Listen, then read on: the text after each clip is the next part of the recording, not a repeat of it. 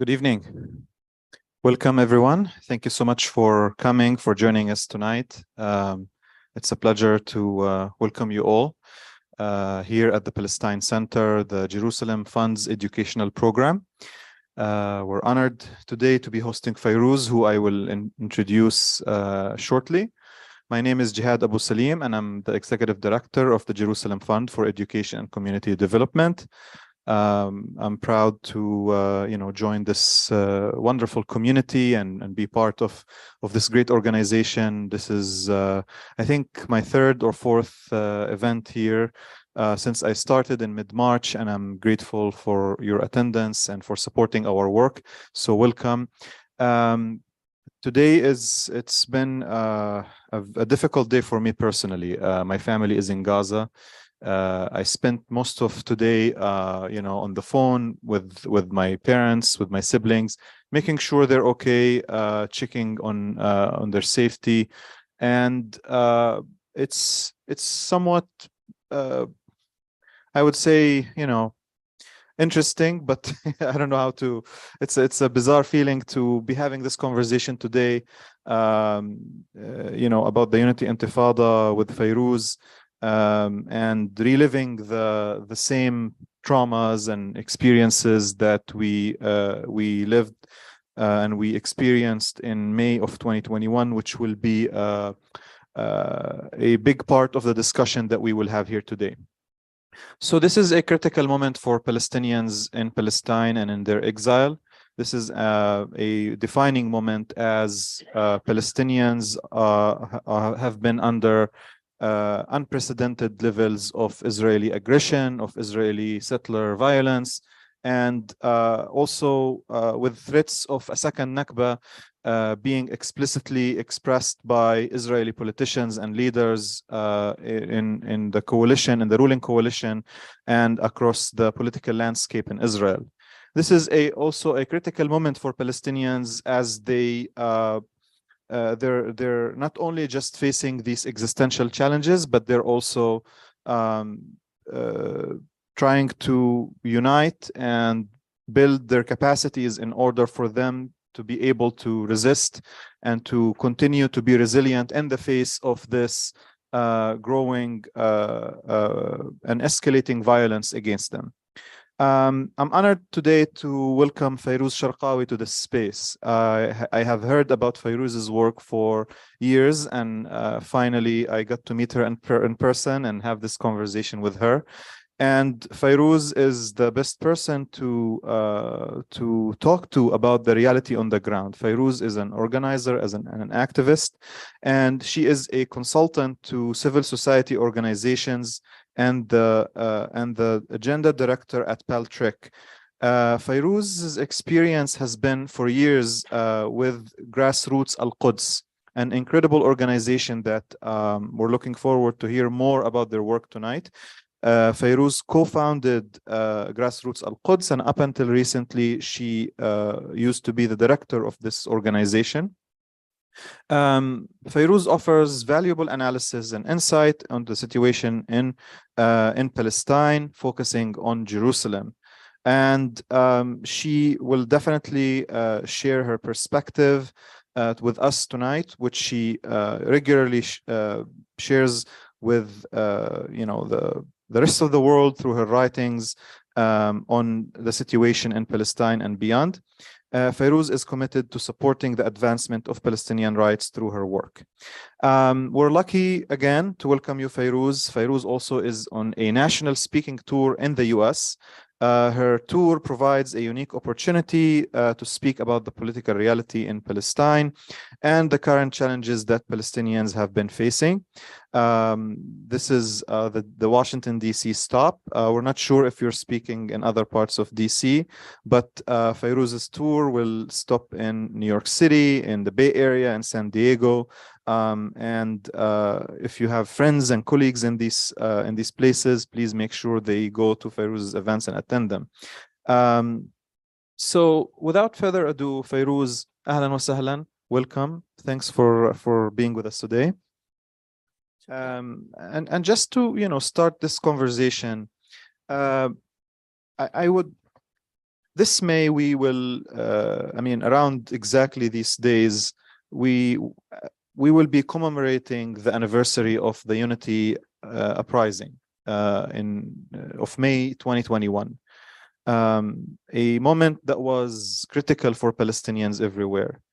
And yet again, this May, Palestinians are also facing Israeli aggression. Can you explain the Unity Intifada, also known as Habbat al-Karama or the Dignity Uprising, and why Palestinians emphasize the notions of unity and dignity during that moment and continuing to do so until today?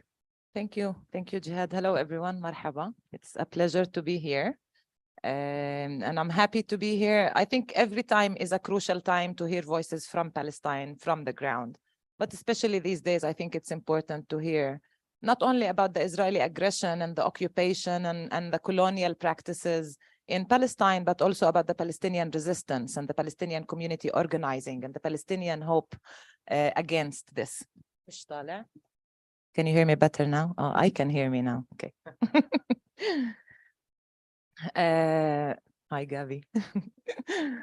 So the Unity Intifada, maybe just to speak a little bit about the name and the term, it was called the Unity Intifada because it was a moment where, after many years of different Palestinian parts of Palestine being fragmented, where if there was resistance and uprising, each part would uprise alone. And this is, of course, due to the Israeli divide and conquer policies that have created different political realities in different parts of Palestine. There are the Palestinians in 48. They supposedly have an Israeli citizenship. Sometimes this is misinterpreted into them having full rights and equal rights to the Israeli citizens inside the 48 occupied lands, while this is not the case. These Palestinians in 48, right now, as we speak, we are talking about a community or a society that is not only facing colonial practices and policies of land dispossession of Palestinian land and property, limiting the ability and possibility for Palestinians to build and for our communities to naturally grow. Policies like controlling our education system, suffocating our economy. And in addition to all of this, there is a huge wave of crime within the Palestinian communities of 1948. And it's a very political reality. I mean, I am sitting here in the United States of America, so you must exactly know what I'm talking about. I'm talking about crime and drugs and lawlessness and killing that is not being addressed by the Israeli police, of course, because it's in Israel's interest that we are fighting each other. So this is the reality in 48. And whenever there were protests or uprisings, then they would be about the immediate challenges that people face within these lands. And then there is the 67 lands who are also divided into 3 different parts. There is the eastern part of occupied Jerusalem, people there living also their own very specific political reality. They are facing displacement policies that systematically aim to empty Jerusalem of its Palestinian residents. So there is the revocation of the legal status. There is, again, land confiscation, home demolition, mass incarceration, and so on. In the West Bank, there is, on top of all of these oppressive policies, there is the military occupation and the aggression and the violence and the settlements and the division and the severance of these Palestinian towns and cities from each other. And there is the Gaza Strip, under siege for almost 20 years. And again, it is a sad day. I can't even imagine how it feels for Jihad to be here and talking about all of this while the bombing in Gaza is still going on and the number of martyrs is rising. And so for many years, since the intifadas, the first and the second, many of these parts of Palestine, whenever there was a moment of uprising, it would happen locally, and it will be addressing the immediate challenges that these communities are facing. Now, again, it's not a coincidence that these communities are facing, or these different parts of Palestine are facing different immediate challenges. That's, again, a very engineered and designed political reality. When we have different immediate challenges, then it's harder for us to organize together, to plan together, to strategize together. And still, at the same time, for over 70 years of occupation today, there were some points in our history where the Palestinian people rose together. And the most probably inspiring moment, at least in my opinion, is the First Intifada, which was an uprising all over Palestine against the Israeli occupation. But after the Second Intifada, there was a feeling of calmness. It was not necessarily accurate, but it felt like when there is uprisings, they are very local. When there is demonstration or resistance, it's local, until May of 2021.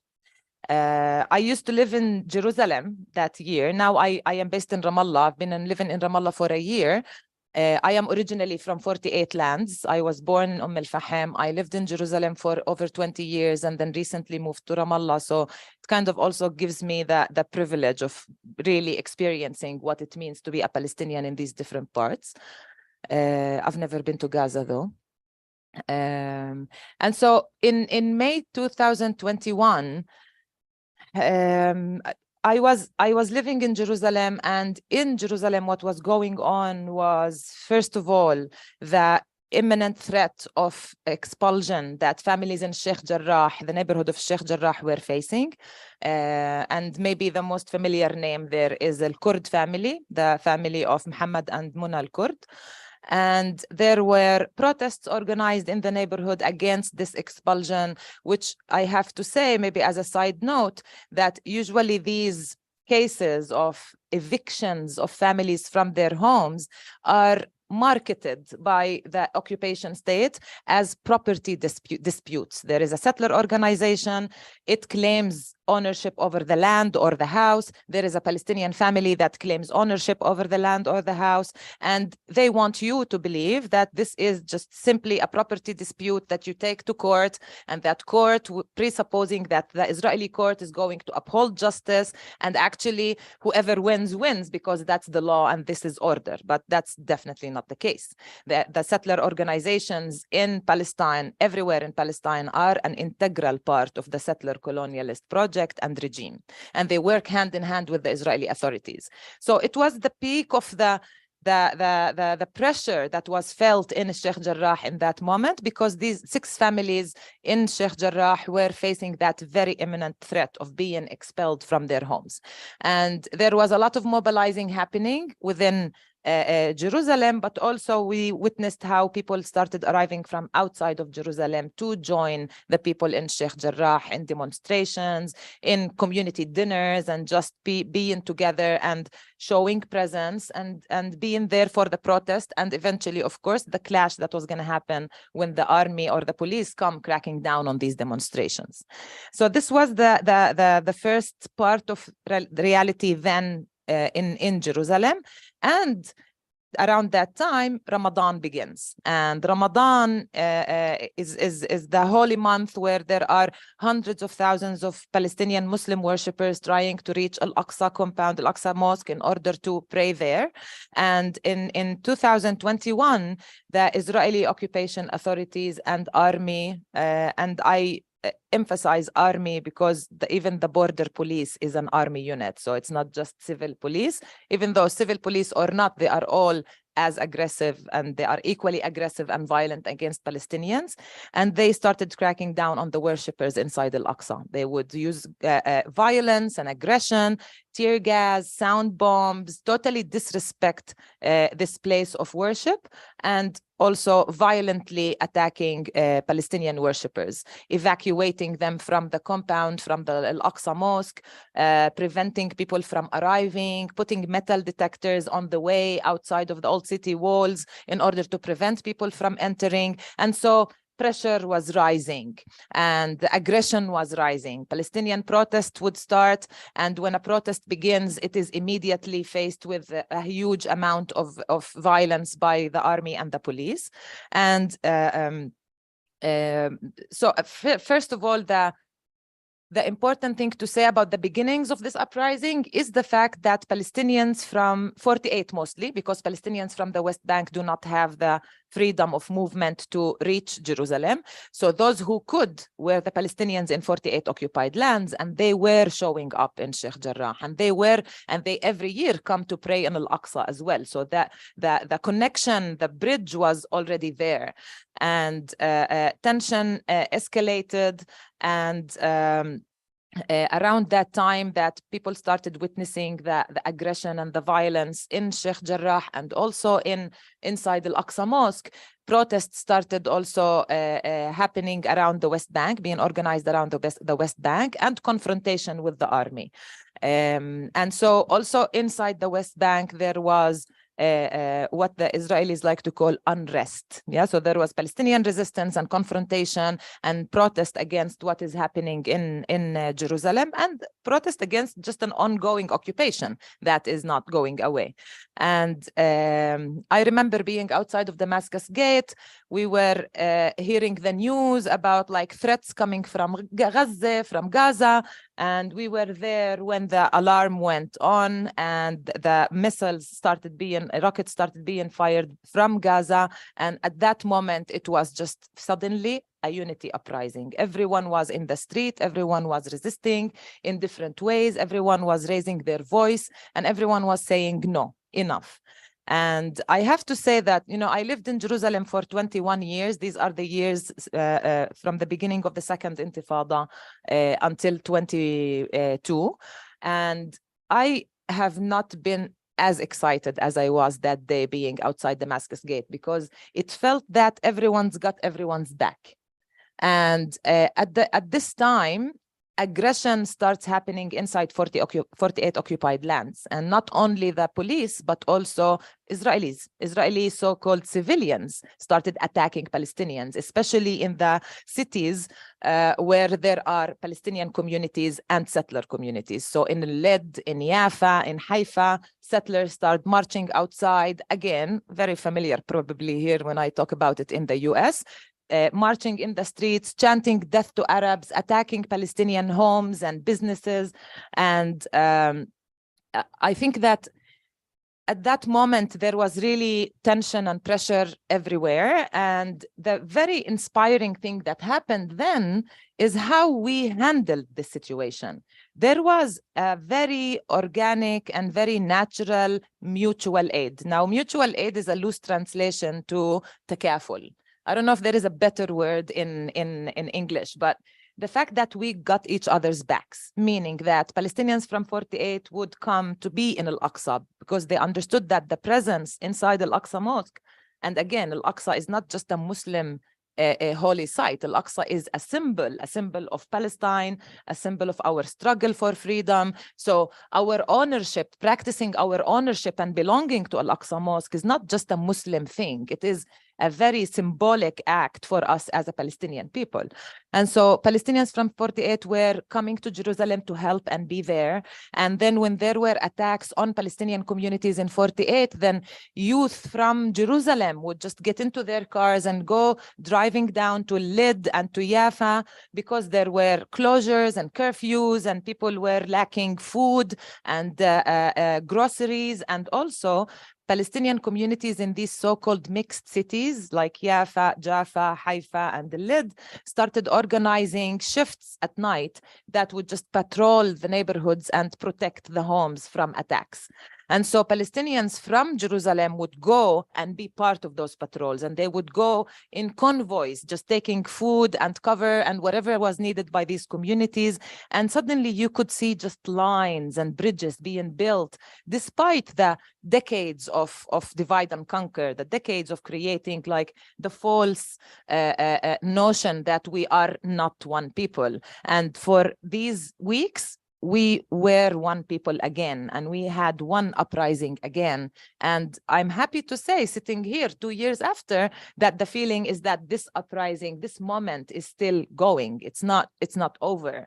Of course, there are climaxes and sometimes things seem a bit calmer, but in general, the feeling is that that moment when it was called the Unity Intifada, it was a true translation of what we were experiencing and living on the ground. And of course, there was a lot of communication and a lot of dialogue and a lot of speaking with the Palestinians in the diaspora as well.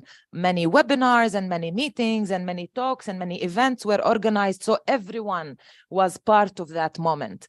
And you know, I think that it's also important to emphasize that I don't want to say it's surprising, because when you are a people under occupation, then it's normal and natural that you uprise. It's not normal if you don't uprise. It's not normal if you don't resist. But I think that also for many years, people were not sure how much hope do we have. Like, are we going to uprise again, or have they really succeeded? The colonial regime, the colonial agent in the West Bank, have they managed to put down or put off this fire, or is it still going and we have hope? And I think sitting here talking about almost 2 years of uprising, the answer is yes, definitely.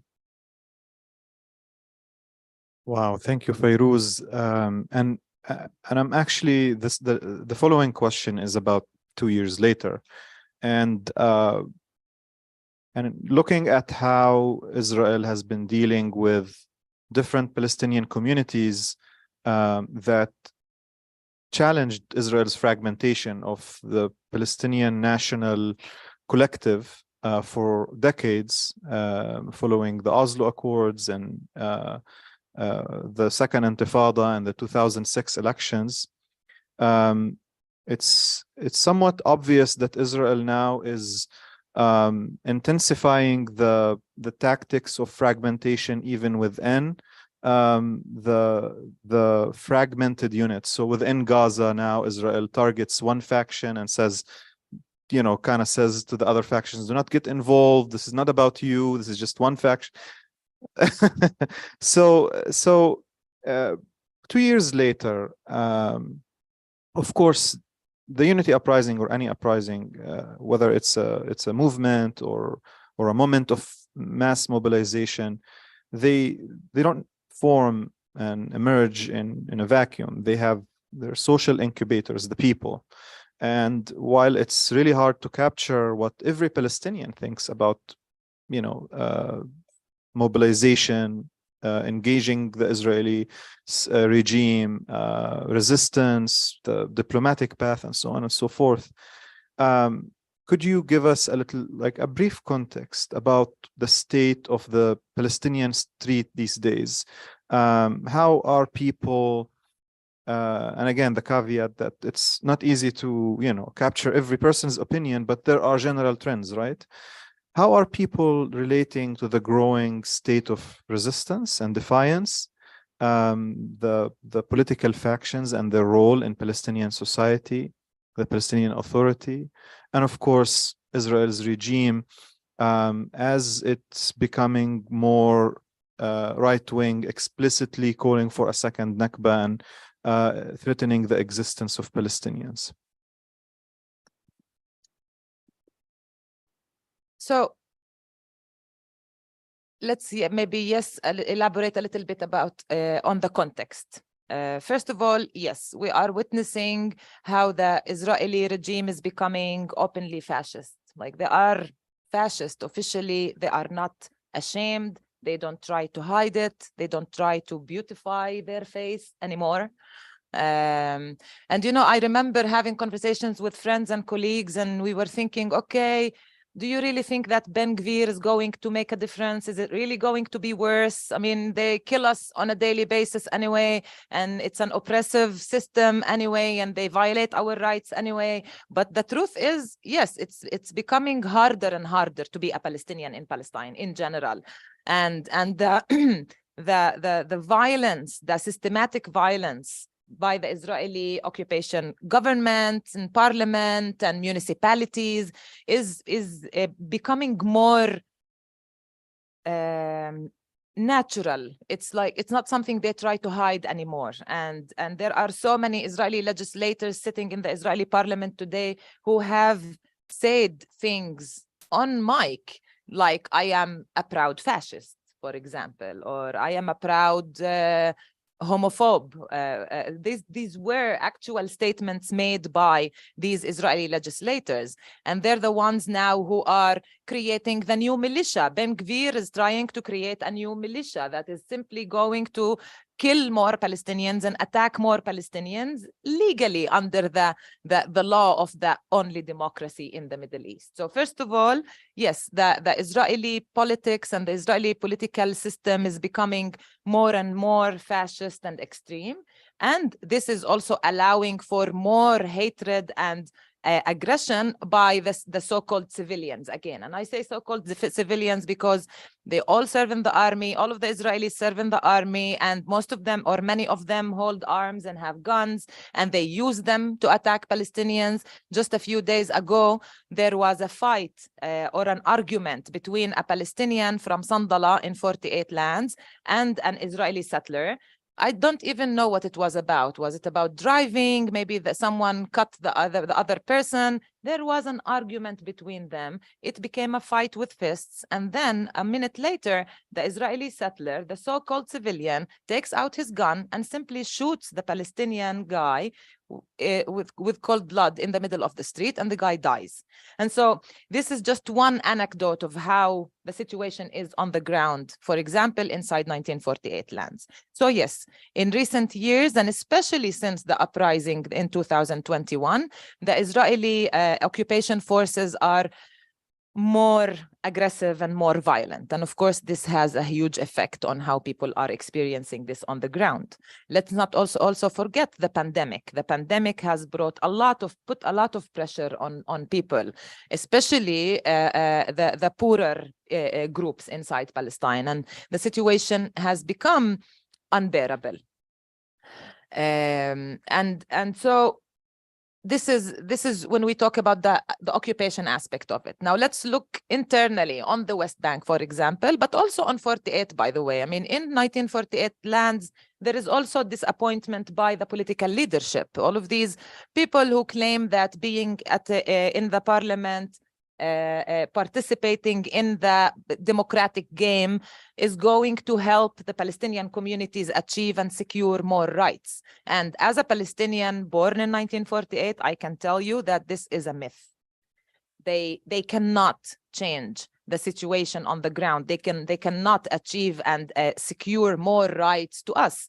First of all, because you cannot do change inside a colonial regime. I mean, as the indigenous people inside a settler colonial regime, of course, their system is not going to allow us to secure our rights and to fight for our rights.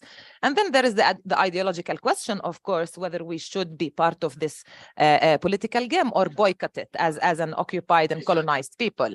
But not seeing change and seeing that poverty is rising and crime is rising and the number of people dying in internal crime inside the Palestinian population of 48 is rising, people became disappointed with these Knesset members sitting in the Knesset. And so there is disappointment there also with the political leadership. But inside the West Bank, it's even worse. It's been almost 30 years since the Oslo Agreement and the division of the Palestinian, the division of the Palestinian communities in different parts of the West Bank, the military occupation, the settlements that keep growing and growing, eating up more of our lands and our olive trees and our livelihood, and cutting off our ties, social, economic, political. So the situation is also there very suffocating. And the Palestinian Authority has been also taking a very active part in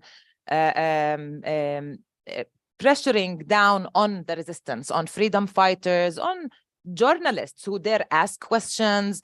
And this is also felt by the people. There is no one in the West Bank that does not know or have a relative that has not been either harassed or aggressed or jailed or detained by the Palestinian Authority. So there is also disappointment there. And, you know, in Oslo, they said, peace for prosperity, and by now everyone knows that there is no peace and there is no prosperity, and it's just hard and becoming harder all the time.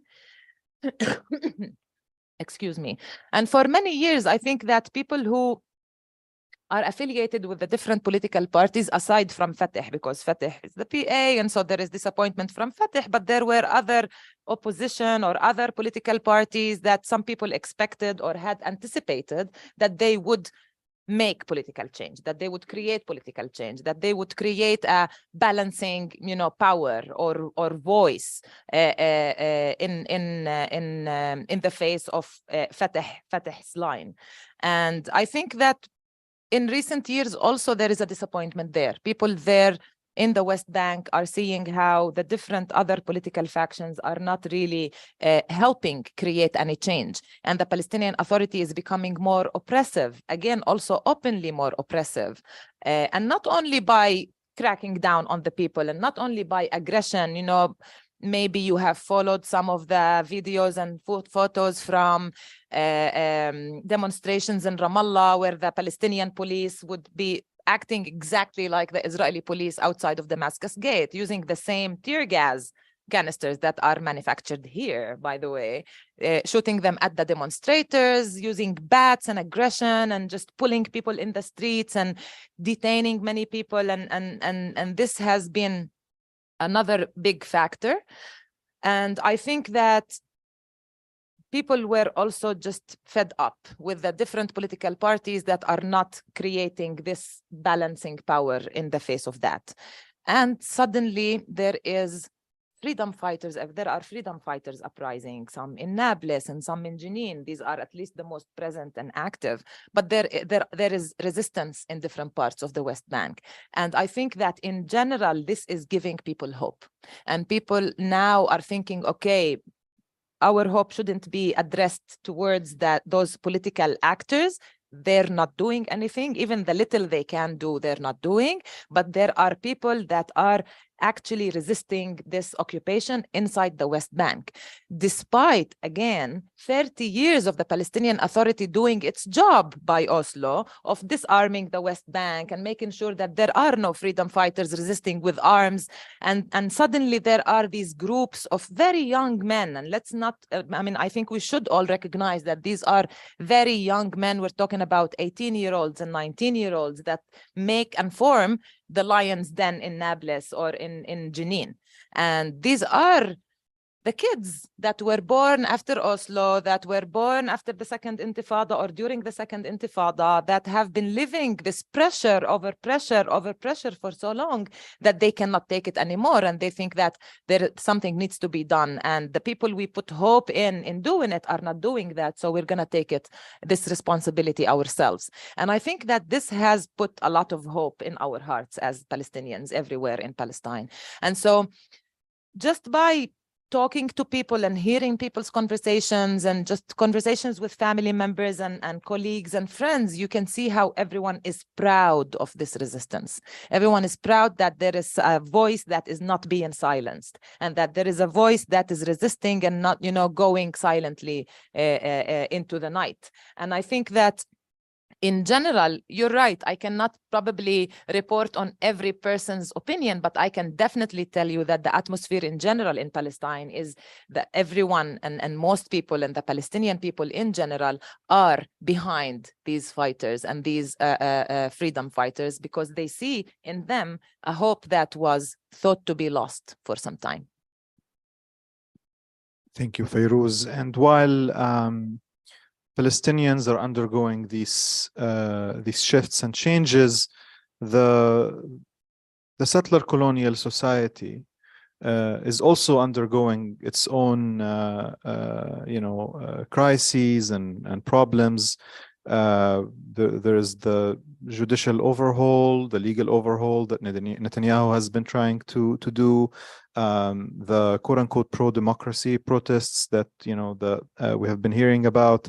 And it does seem that Israel is in crisis, and there are in Israel in its 75th year is faced with a lot of existential questions, not necessarily vis-a-vis the Palestinians and the Arabs and the Muslim world, but in terms of its own body politic and the bigger question about what do Israelis want and how do they want to coexist together, Israeli Jews. Can you tell us a little bit about how have these changes and shifts that have been happening within Israeli society, that as Palestinians, we were accustomed to Israelis trying their best not to show their internal divides. This year, during their Memorial Day, or what they call Yom HaZikaron, we saw them fighting on the graves of their soldiers, which is something that is unprecedented, and of course it's reflective of these growing divides.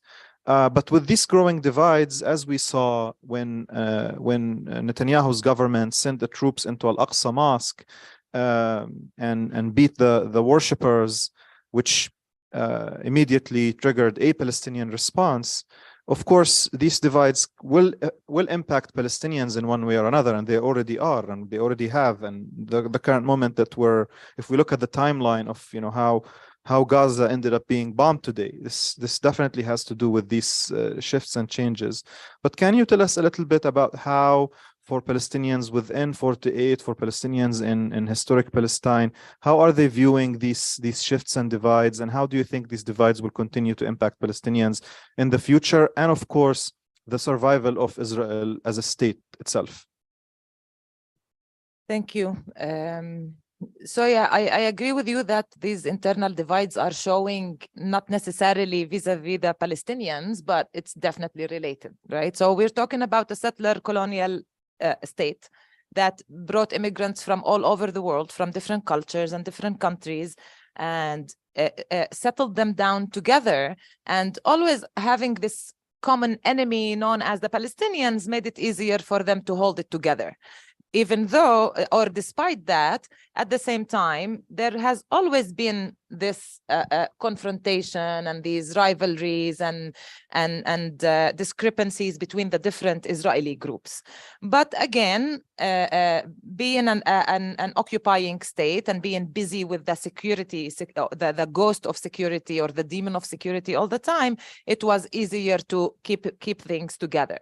But again, when you, for year after year and for decade after decade, go on with legislation that oppresses the indigenous people, when you go on with fascism that is okay when we do it towards the Palestinians, and it's not going to get to us, but it finally got to them. And I think that's exactly what's happening in Israel, inside Israel today. You have the oppressive system and policies that were used by the Israeli occupation state against Palestinians. They cannot exist in total on their own without eventually reaching the people as well, giving power to politicians, giving power to ministers, giving power to the army, giving power to the legal system, in order to overpower the Palestinians. Eventually, of course, will have its results, and it will show inside the Israeli society. And let's also recognize that this whole, or a big part of what is happening this moment now inside Israel is because Netanyahu wants to avoid jail time. Like, he wants to avoid jail time, so he wants to control how judges are appointed. And now suddenly, after decades of, not even caring about it, the Israeli public are like, okay, something is happening now. This is not okay. It's okay when it was happening to the Palestinians. It was totally fine. No one was challenging that, or just a small, tiny group was challenging that. But then eventually, now that it is becoming to affect them. And again, I think also like the pandemic, the economic situation, these are all factors in why suddenly there are protests in the streets of Tel Aviv, And so I think that it is only normal what is happening inside Israel today. And after so many years of being built on these negative, oppressive values, eventually it corrupts you as an oppressor, it corrupts you as a colonizer. And this is exactly what's happening there. Now, it is also true and unfortunate that every time an Israeli leader wants to prove him or herself, the best way to show that they are powerful is bomb Gaza.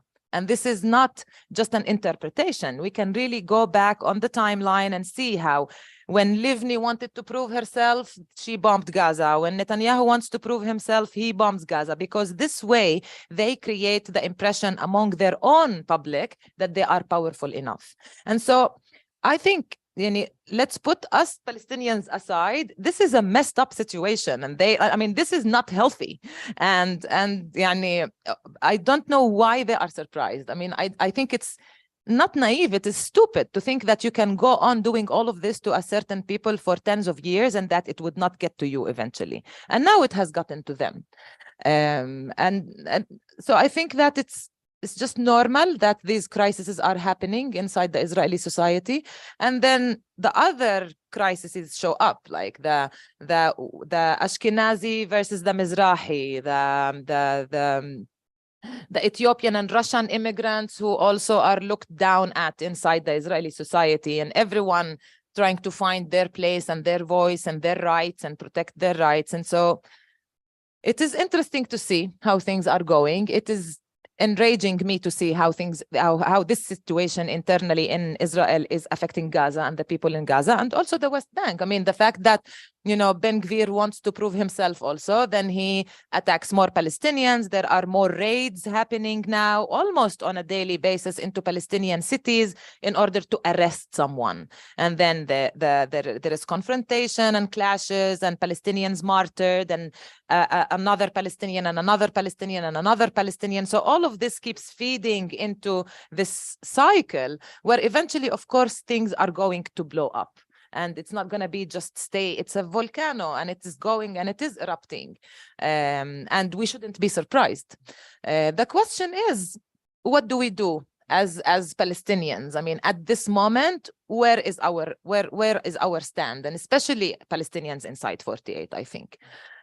Because again, I started with some remarks on the situation inside 1948 occupied lands and how there is crime, organized crime in so many cities inside 48 lands. And 2 years ago, or I think it was 2 years ago, there was a leaking of a phone call between police officials, and one of them was saying that it is hard to arrest these criminals and these criminal leaders and mafia people because they work with the Shabak, with the Israeli intelligence.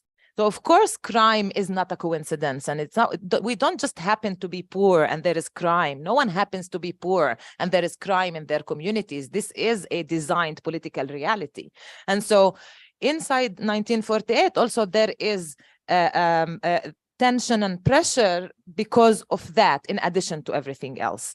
So I think it's a good moment as a person who does support boycotting the Israeli elections and the Israeli political system. I think there is a good moment there, a momentum there to, just remind ourselves that we are an integral part of the colonized Palestinian people, and that we need to organize all together and to continue that spirit of backing each other up and being there for each other in moments of crisis, whether they are like immediate or just the ongoing, continuous 70+ year crisis that we are living. Thank you so much. And moving from protests that we don't relate to ones that we care about, in today's world, how do you perceive the struggle for Palestinian rights in the broader context of movements, global movements and local movements around the world that are fighting for equality, for justice, for rights? And how do you think intersectionality plays a role in uplifting Palestinian and other global struggles, especially in this moment, with environmental, economic crises, the rise of right-wing populism, and so on and so forth? Thank you. So indeed, last time I was in the US was in 2017. I was actually standing here talking about Jerusalem. And I think that throughout these last few years, we are sensing how there is a shift globally when it comes to the discourse and the narrative on Palestine. And I think that there is more and more awareness about what is happening. There is more resistance to that disinformation and misinformation in global media, and people are speaking up, and people are going to the streets for Palestine. And I think that's beautiful to see, and I think that is very important. And if I may just make a comment on the meaning of solidarity, you know, I think that this does make me think every time I'm here to speak to people about the meaning of solidarity, because right now the meaning of solidarity, the way it is being perceived and translated by people around the world towards the Palestinian people, is more of the sense of solidarity as charity, you know, helping the poor Palestinians. While I think that we need to see in solidarity the sense of responsibility. People in the US should not stop the US support to Israel and the US involvement in the killing of Palestinians, in the colonizing of Palestine, in supporting Israel unconditionally all the time, because they want to do a favor to the Palestinian people. It is people's responsibility here to say, not in our name and not with our taxpayer money. And I think that we don't need another assault on Gaza or another uprising or another excuse in order to emphasize how urgent it is. It's not urgent today because Gaza is being bombed. It's urgent today. It has been urgent for 70 years. It will be urgent for many more years to come if people don't move. And you know, as a Palestinian, and maybe I'm getting old and tired, I'm like, khalas, I don't want to tell people how they can help the Palestinian people. I want you to stop your own government from participating in the colonization of my land. And I think that it is time that people also, in the face of oppression internally here, of the silencing of voices inside the US, that it's time for people to take a stronger stand and saying that, no, we will not be silenced. It is not okay that there is anti-BDS legislation in the United States. It's not normal, people. And I think that the more you allow this internal oppression, the more I'm going to have to come here and speak to you about how you can support Palestine. And I even got to this point where I'm like, you know what? Don't care about Palestinians. Don't care about Palestinian rights. This money, the $3.8 billion a year that your government sends over to support Israel, the hundreds of millions of dollars that settler organizations receive in charity, deductible, tax deductible here in the US, this money should be building schools for you. It should be building playgrounds. It should be housing homeless people. So people should do it even just for egoistic reasons, you know, even if you don't care about being on the right side in history and, you know, not being the people who supported the colonization of the Palestinian people. Now, I know that people do mobilize, and I think that people need to work more on growing that movement. People probably, you have friends and family that, you know, could use a little bit of education. And I am not here all the time, and we Palestinians cannot be here all the time to talk about it, but it's also your responsibility to grow the network, you know, just to grow that resistance. But in addition to all of this, I think that it's also important to see the correlation between internal politics here in the US and the foreign policy on Palestine. The more people of color are being oppressed inside the United States, the more there is gender-based violence, the more there is oppression of indigenous people and rights, then of course public policy is going to be more fascist and supportive of Israel and other oppressive countries and regimes around the world. The US is involved in militarization and creating wars and starting wars in so many places, not only in Palestine. And I think that by fixing things internally, you will be naturally also helping fix things outside of the US. The more just this place is for everyone living in it, then of course, the less support your government and your taxpayer money is going to support oppressive regimes, not only in Palestine. Fayrouz, thank you so much. I'm done with my questions here. I have many questions for later, but we'll take them one question at a time, and we'll start with Said. They're gonna bring you the wireless.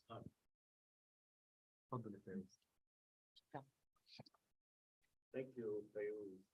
That was quite Yeah, I think they can't hear you, Said. I mean, you can have this. I think. It should be working. Okay, there we go. It's working. All right.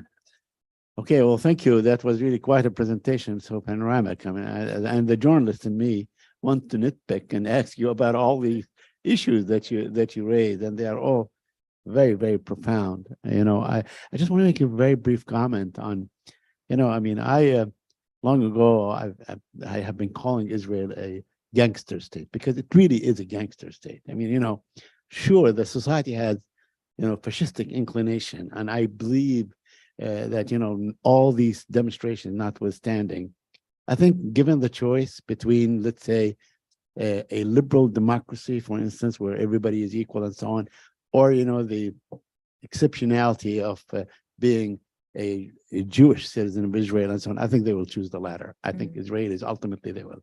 So I am not really, I don't think that we will see these demonstrations translate into something effective and so on, like the liberals and so on. So we see the society is moving in that direction. I mean, you spoke about the intifadas. Also, you know, I have the term intifada and so on. And I wanted to ask you about that, but then you talked about the Palestinian in 1948. So I want to ask you, you know, I mean, you obviously you stated your feeling on, let's say, participating in the process, the political process for Palestinians and so on. You are saying that the representation in the Knesset or participating in the Knesset is something that in the long term is kind of productive for the Palestinians. Is that what I understood you to say? Please explain. Yes, definitely. And maybe just a comment on your comment on the demonstrations. You know, when I was living in Jerusalem, there was, I can't even remember what year it was, but alongside the Arab Spring, there was also the Israeli Spring for a very brief moment. And there was social, they wanted a social uprising and revolution, and started organizing demonstrations in the streets of Jerusalem and Tel Aviv and other areas and other places, but they never spoke about the Palestinians, of course. And also now when they are demonstrating, it's not against the occupation. The occupation is just taken for granted, and they're not even trying to address that. But to go back to the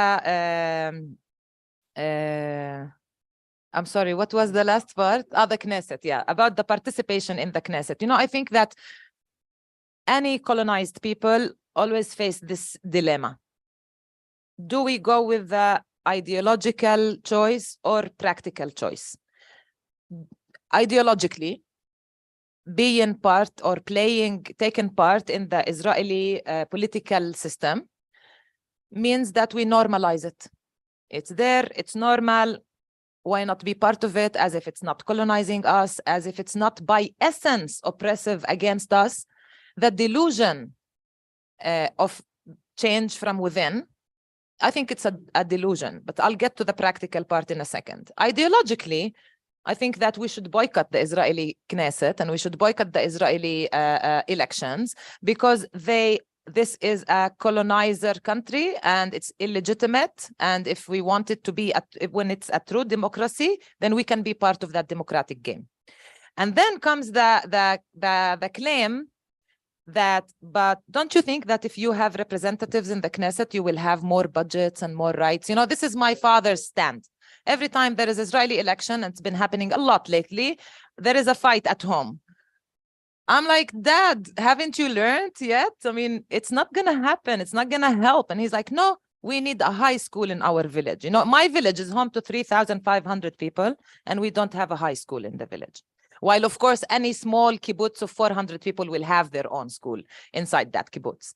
And so my father is the older generation. He believes that if there is someone in the Knesset fighting for my rights, we're going to have infrastructure in the village. We're going to have a school. We're going to have more budgets, because that's also a very colonial practice within 48 occupied lands, preventing budgets from the Palestinian cities and villages and towns. And so they naively think that if we vote in the Knesset, if we have a good weight in the Knesset, then we will affect legislation, we will stop legislation and secure more oppressive legislation and secure more rights to the Palestinian people. But we have had Palestinians partake in this diplomatic and political game since 1948. Emil Habibi sat in the Knesset. Tawfiq Zayyad sat in the Knesset. And these are renowned Palestinian writers and novelists and poets. And since Tawfiq Zayyad was yelling in the Knesset, Tibi is still yelling in the Knesset, but really, my village does not have a school yet. So even practically, it's not proving itself to be helpful. And practically, it's not happening. And so what we do by sitting there in the Knesset, by having Tibi and Ode and Mansour Abbas sitting in the Knesset, is helping Israel draw a picture of it being a democracy. When Haneen Zu'bi got on the flotilla to Gaza, the Israelis were saying in press conferences, how come you say we're not a democracy? Even Haneen Zu'bi, who was on the flotilla to Gaza, is sitting in the Knesset. So I think that we are serving Israel by sitting there in the parliament, and Israel is claiming to be a democracy, allowing even these extreme people to be part of the political game.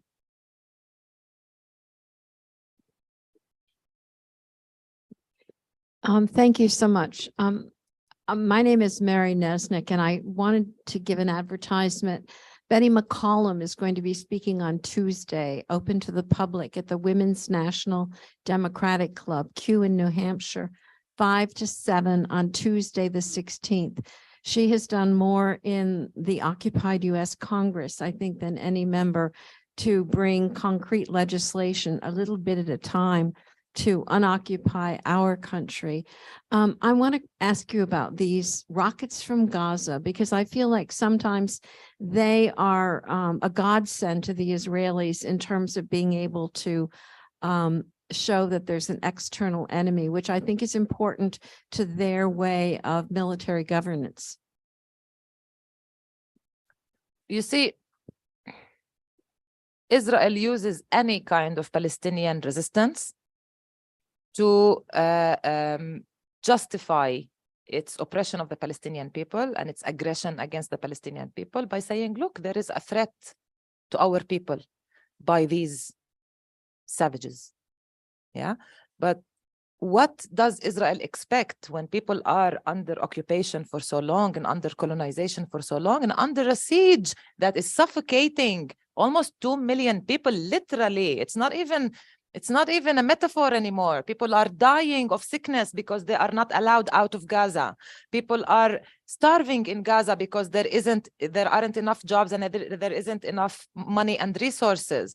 People are not able to live and see family, not able to live and grow and just experience things around the world. All of the normal, natural things that everyone should be able to do, Palestinians in Gaza cannot. And then somehow, everyone manages to overlook all of that and just look at the rocket. The rocket also was not created in vacuum. The rocket is not there because people want to be aggressive. The rocket is there as a resistance to a very long, suffocating situation. The people in Gaza, and even without the siege, I have to say, it is legitimate to fight and resist the Israeli occupation. And you know, we Palestinians and Palestinian speakers and Palestinian civil society organizations, we have all been very careful all the time not to touch on that, right? Because then you will hear me as a threatening person.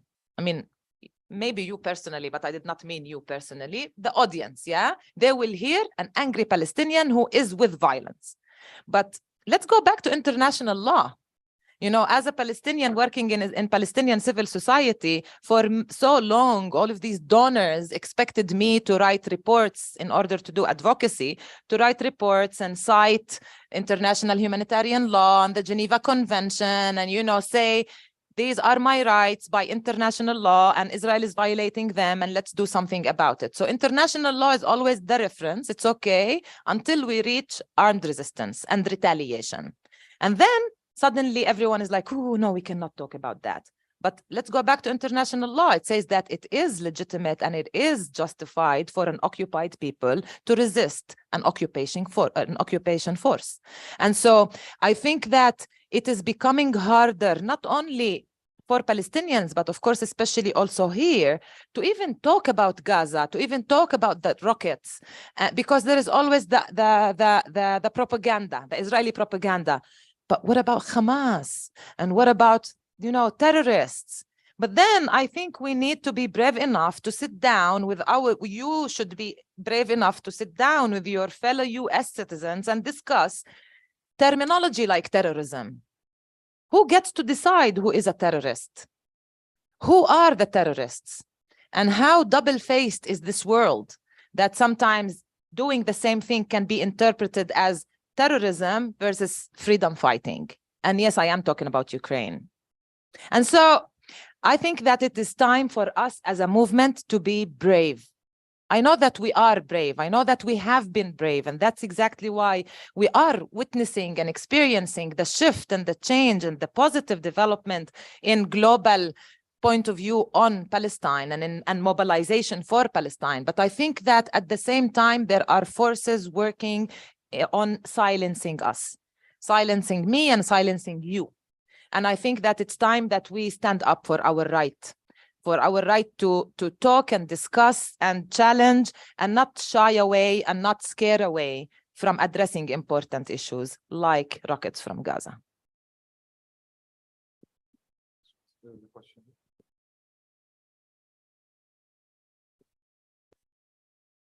Thank you. Thank you so much for speaking with us. I want to ask you about Palestinian citizens of Israel, Palestinians of 48 on the inside, and just I'm going to do something very dangerous, which is I'm going to cite polling data that I haven't actually seen myself, but I heard someone else report it. And I've heard that the Palestinian citizens of Israel are identifying more as Israeli citizens, particularly among younger demographics. And I'm wondering, do you think that's true? Do you think that that's not true? I don't know if you know the polling data better. And how does that kind of sync with the Unity Intifada from 2 years ago, which had Palestinians from 48 participating both in the streets and in Jerusalem? And that's my first question. My second question is, you mentioned that Palestinian leadership, has very little that they can do, but even what they can do, they're not doing. Can you talk about what is the little that they could be doing that they're not doing? I'll start with the second question. First of all, to explain what I mean by the little they can do, the fact that the Oslo Agreement is a prison. It is a prison that we are all locked within, that does not allow Palestinian leadership to really fight and resist and work against an occupation and work towards liberation. And at the same time, at the margins, there are things that the Palestinian Authority can do. For example, not oppress and silence people and not arrest freedom fighters and activists and people who speak up and journalists and teachers and professors. There is the notion of the security coordination. So, of course, that's exactly why Oslo is another big catastrophe that happened to the Palestinian people. And security coordination means that the Palestinian Authority arrests activists and freedom fighters, gathers information, delivers the information to the Israeli army and intelligence, and then the Israeli army comes and arrests these Palestinians and they face charges. But if you look at the economic level, for example, the Palestinian Authority can provide remedy to the people who are impoverished, to the people who have been struck hard by the pandemic, but still they don't do that. So maybe there are little margins of doing something that they are not doing. But truly, if you want my personal opinion, I think we need to dismantle the PA. The PA, I don't want the little things that the PA can do. I want the PA to stop being so that we can be free. Now, going back to 1948ers, I don't know about these statistics, and I don't usually trust statistics because I don't know who did them and I don't know who were asked.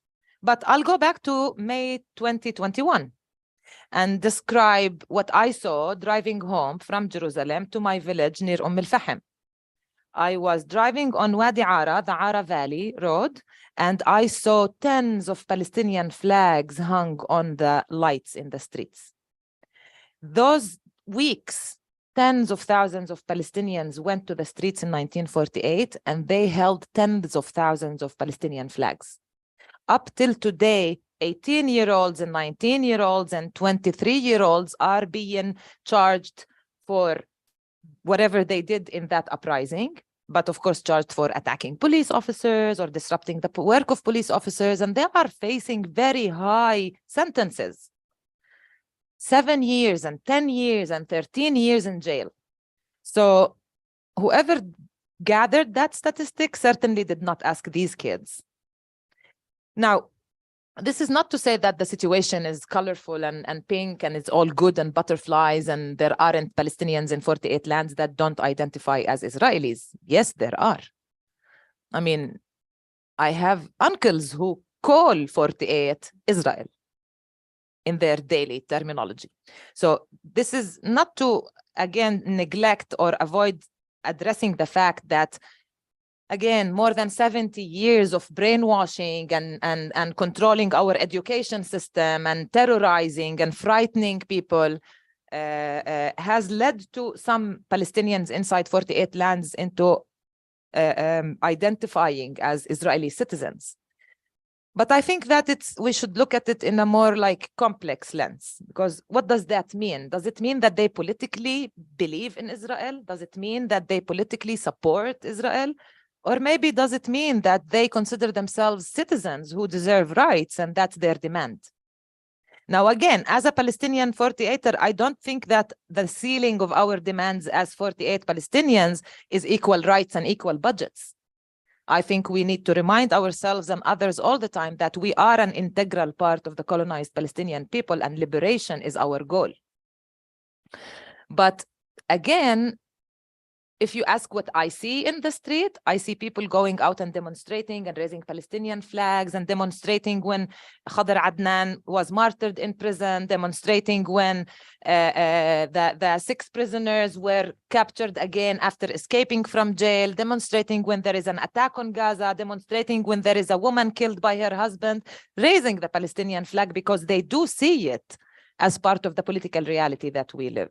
So, statistics or not, I think that the majority still identifies as Palestinians, and the Israeli system continues to, pressure towards having us brainwashed into believing that we are not. But I think that's why they were very angry in 2021, because they saw that all of the budgets they have invested did not help, and still these Palestinians identify as Palestinians.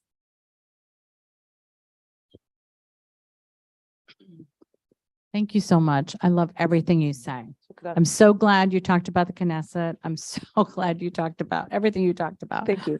My worry, like after the Unity Intifada, we were made aware of how the 48 Palestinians were treated and how there was a lot of ramifications, especially for the young people that were involved. And I'm like really concerned, and I'd like if you can just speak to that a little bit, like what are they? And my understanding is there's continued ramifications, and that they, like, how does that, like, how dangerous is it for 48 Palestinians right now with this new fascist government? Because it seems like there's a whole new level of violence and challenges for that community.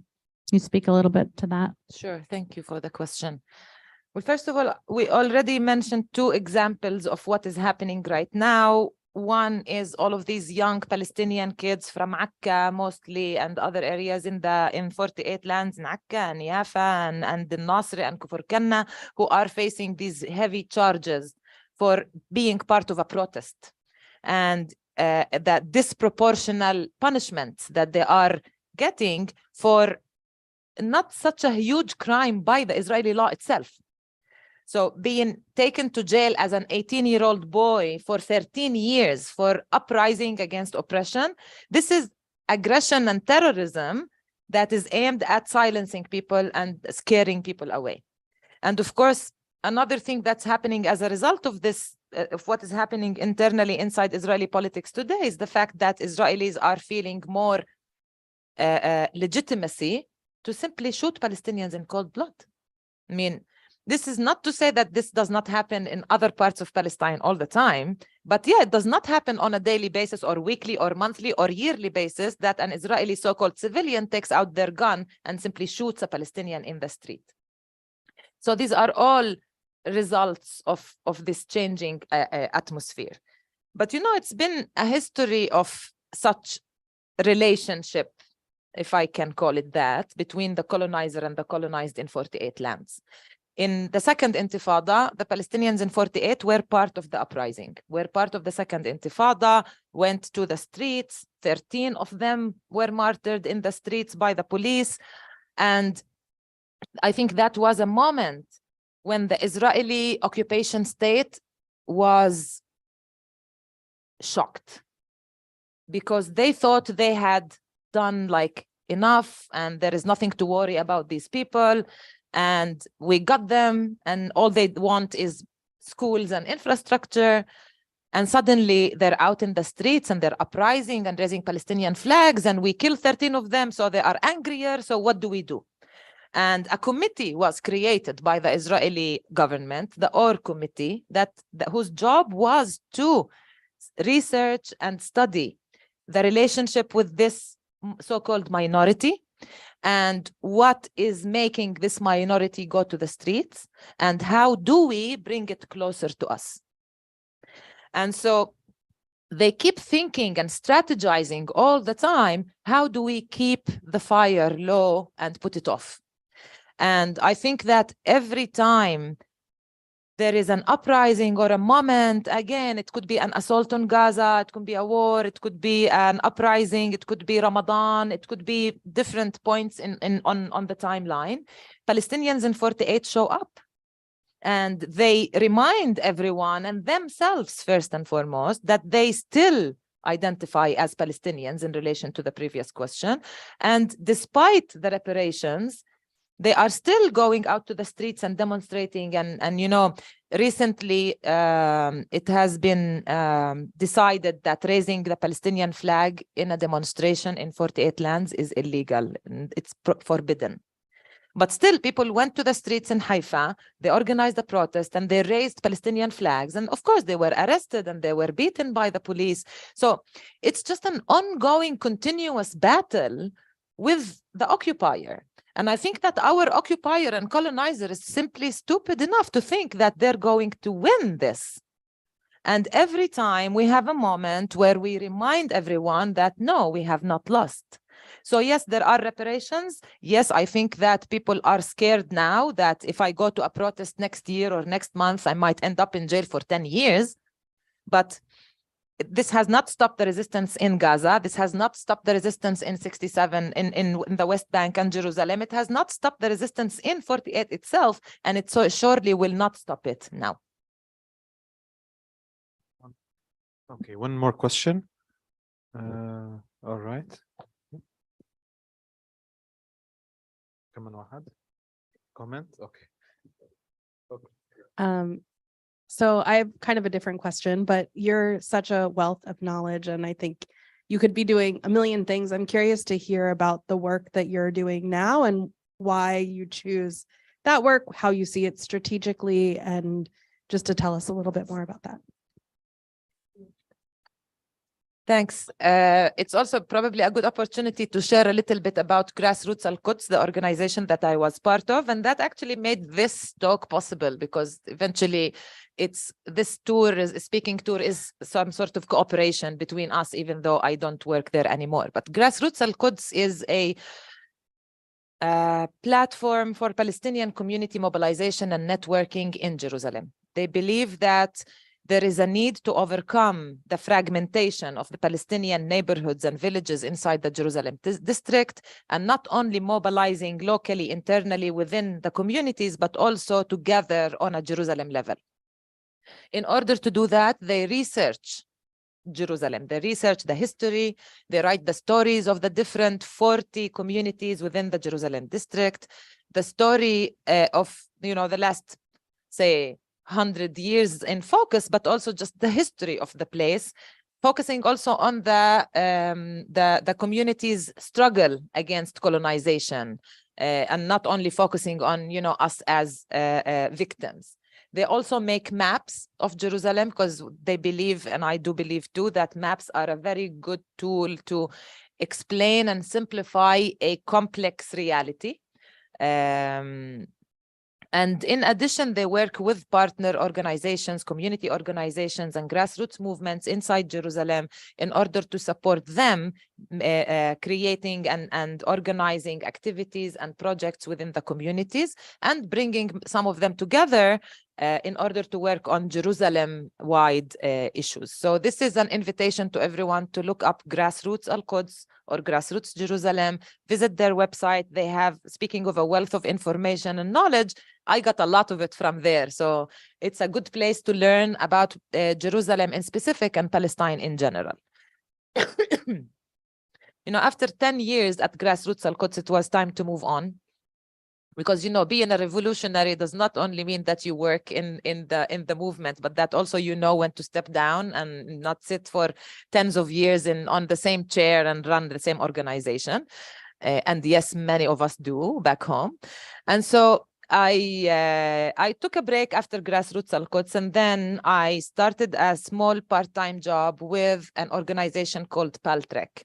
And PALTREC is an organization based here in the US that organizes student delegations that come to Palestine, very similar to Eyewitness Palestine's work, bringing delegations to come to Palestine, visit the different cities, learn about their realities, getting to know what's happening in Palestine, 48, 67, of course, Jerusalem as part of 67, taking tours and listening to presentations and lectures and speakers. So just witnessing what is happening in Palestine, but not only this, but also doing and organizing for Palestine on campus before and after the trek. So this is one part of what I do now. The other thing I started doing is consultations with civil society organizations. Actually, in the crowd with us today is my colleague Nader. We are working on something together now. And we were just discussing how maybe it's interesting to speak about what we do, because we are training organizations to do people's advocacy or the grassroots-based advocacy. And so, quitting Grassroots Al-Quds, I thought that I had enough and I don't want to work for the revolution anymore, but I couldn't stay far. And I think that being a freelancer working with organizations from the outside is a good balance for me, because I'm still connected and I still contribute. And it makes me learn much more about what other organizations are doing around Palestine. But I just think that it's important to stay close, and it's important to contribute, and it's important to accumulate work and knowledge and not just let it, dissolve. So we'll see where next, but this is where I am right now. I have one comment from Saeed and a question. And then I'm going to make a couple of announcements, and then feel free to, talk to Fayrouz and ask her any questions you have. Okay, you mentioned something that to me is very intriguing, okay? And I just could not let it go because you said it in passing. And that is the concept of solidarity as a favor, because I'm an old dog. I was in the civil rights movement. I was, in the farm workers movement and so on. And there was always this white man burden kind of a thing that, we know better. White activists would come to, let's say, the civil rights movement and say, we know better, you don't know, we're doing you a favor. That kind of solidarity has a very short shelf life. So I want you to address from your experience this thing, because solidarity, when we marched against the war in Vietnam, we felt it. In every little bit of our body. It's not something that, we're there for the Black people or the Vietnamese and so on. So this is something that should always be emphasized. Thank you. I love talking about this, so thanks for the question. I love yelling at people. So again, from many years of being involved and getting to know and meet and hear from people who come as activists or volunteers or come in solidarity with Palestine, I always sense the feeling that they are looking for a good deed to do, and they found it in Palestine, and they're here to help. They're there or here to help the poor Palestinians. And let's not go deep into like notions of white saviors complex, but you know, that's there.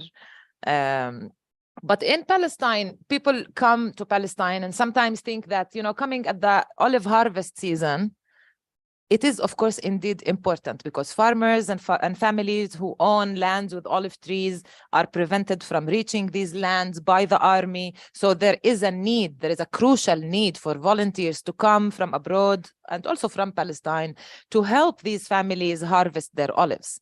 But your activism cannot stop there. And it's not just for you to say, okay, good job, Fayrouz, yalla, I can feel good about it now and my conscience can be clear. And I think that many people come with that approach. They come not recognizing consciously how they are responsible to the situation in Palestine. We don't need people to come do us a favor. I'd rather people don't come to Palestine and stay here and fix the situation here, and I promise it will help much more.